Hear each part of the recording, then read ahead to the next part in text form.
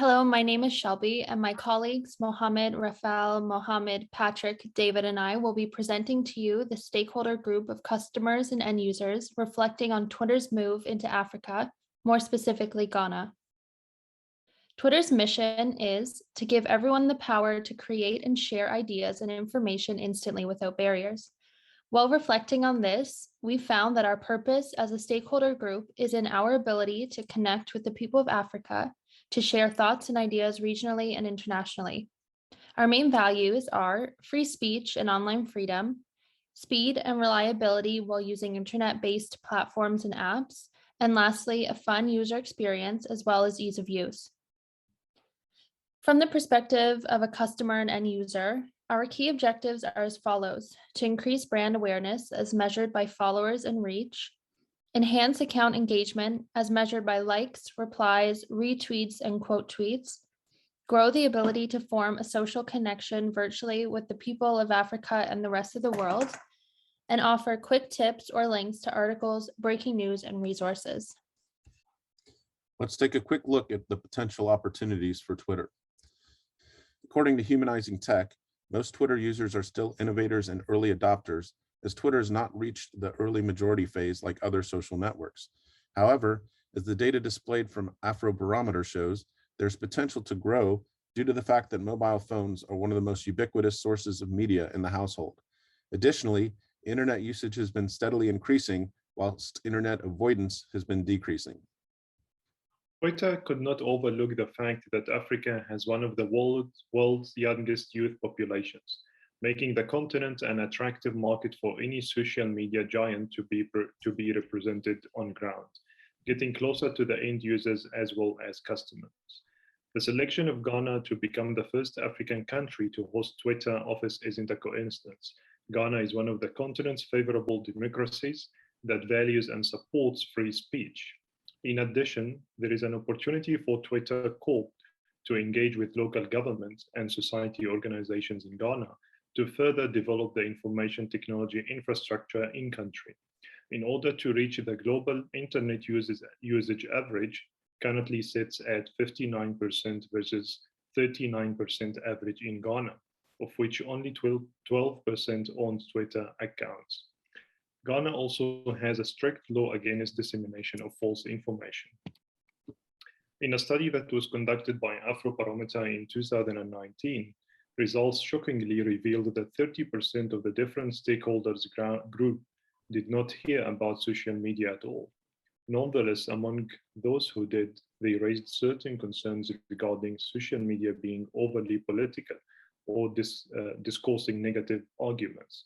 Some stakeholders went ahead and expressed their distrust for all platforms, including Twitter, sharing worries they have concerning spread of fake news, privacy, and getting scammed for money. Like most of the countries in the world, different types of societies that live in Ghana. We have defined those societies into two groups. The rural group, where is the weak infrastructure, lack easy access to internet data, and people are struggling to access electricity and charge their phones, which make people find social media elites. On the other hand, in the European society, where there is solid infrastructure, the internet access is readily available based on metered rates. Data can sometimes be very expensive. The people there are enjoying social media like Facebook, WhatsApp, Twitter, and TikTok, and also enjoys getting breaking up-to-date news and sports information as well. Given that some of our group members actually live in Africa, we went and casually asked our colleagues and other people around about their usage of Twitter.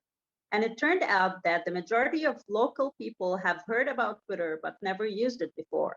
The social media applications mainly used were WhatsApp, Facebook, followed by Instagram. Some few users, majority of males, were found to have Twitter accounts that they use mainly for political news updates. Advantages and disadvantages of Twitter were mainly unknown. The two stakeholder groups in our SWOT analysis are the customers and the end users of Twitter. A strength for both groups is that they can reach a wide audience and focus on personas or target markets, such as boomers or millennials. The number of smartphone users is growing in Africa, and users will find Twitter fast and a great way to get a message out. The short messages can result in smaller data costs where users are on a metered plan with their internet provider. A weakness is that messages can only contain 280 characters, but attaching links to a product web page or to social sites can provide users with a lot more information. As parts of Africa are new markets, the effectiveness of Twitter for brand recognition or marketing may be limited. Both groups are vulnerable to false news, rumors, and misinformation, which can spread rapidly. Growing internet access and smartphone use in Africa provides opportunities for both customers and individuals to increase their reach and followers. Customers can generate new leads for products and services, improve customer brand and loyalty, and present new products to the Twitterati. New trends can be jumped on quickly, and users can become influencers by creating a following. Twitter is an easy way to keep in touch with family and friends and a path to make new friends and contacts. Cybersecurity threats are common to all social media platforms, and Twitter is no exception. The general mistrust of social media can limit market reach. There is a serious time commitment for a company to launch a meaningful campaign with no guarantee of positive results in a new market. As well, companies, products, and services are vulnerable to negative public criticism. Government regulation and restrictions will always be a threat and may reduce the available Twitter audience, as was evidenced by Kenya's recent restriction of Twitter. As we begin to look at our operations plan, let's first examine some of the other stakeholders, competition for news and information. Outside of social media, print media and television are two common sources for news and information. Both of these media tend to be trusted more than social media, and both are quite accessible, especially in urban areas. However, these two media allow very little opportunity for interactivity and engagement. If Twitter can partner with these two forms of media, for example, posting Twitter handles or hashtags in print media or displaying them on the TV screen, those media can encourage engagement, and Twitter can gain more customer trust as well as reach a new and wider audience.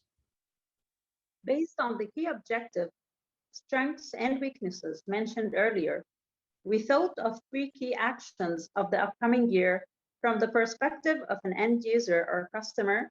That is to create a marketing strategy and Twitter budget, provide training to implement the use of Twitter into the company's operations and employee development plan, as well as actively engage in the app by providing commentary on social, political, and economical issues of an interest of Twitter users. And that includes using trending Twitter topics and hashtags with high tweet volumes.